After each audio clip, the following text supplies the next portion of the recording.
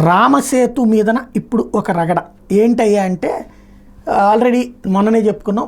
America వాళ్ళే గుర్తించారు, satellites ద్వారా వాటికి సంబంధించి సమాచారం అందించారు. దీంతో మళ్ళీ రకరకాల సంఘాలు రంగంలోకి వచ్చేసింది. దేవుడు అంటే ద్వేషించేవాళ్ళు, హిందుత్వం అంటే దేశించేవాళ్ళు, హిందూ ధర్మం అంటే అసహించుకునేవాళ్ళు అందరూ ఒక్కటైపోయి మళ్ళీ కొత్త కాన్సెప్ట్ తెర మీదకి తీసుకొచ్చారు. అది రామసేతు కాదు, ఆడమ్స్ బ్రిడ్జ్ అంతకంటే కాదు, అసలు అది మానవ నిర్మితమైన కట్టడం కానే కాదు.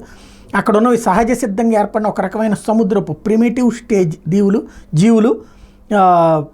సున్నపురాతి మేటలు, ఇట్లాంటి భౌగోళిక పరిస్థితులు ఉన్నటువంటి రెండు భూభాగాల మధ్య విస్తరించిన సముద్ర జలాల్లో ఇట్లాంటి నిర్మాణాలు ప్రపంచవ్యాప్తంగా చాలా చోట్లనే కేవలం 15-20 వేల సంవత్సరాలకు పూర్వం భారత శ్రీలంక భూభాగాల మధ్య సముద్ర జలాలు ఇంతగా విస్తరించి ఉండేవి కాదు. అప్పటికి సముద్ర మట్టాలు ఇప్పుడున్నంత ఎత్తులో ఉండేవి కాదు. కాబట్టి ఆ రోజుల్లో ఈ రెండు భూభాగాల మధ్య భూమార్గం ద్వారానే రాకపోకలు సాగించే పరిస్థితి ఉండేది. అట్లాంటి బ్రిడ్జిని తీసుకొచ్చి ఇట్లా అంటున్నారంటూ ఒక కొత్త వాదాన్ని తెర మీదకి తీసుకొచ్చినటువంటి పరిస్థితి.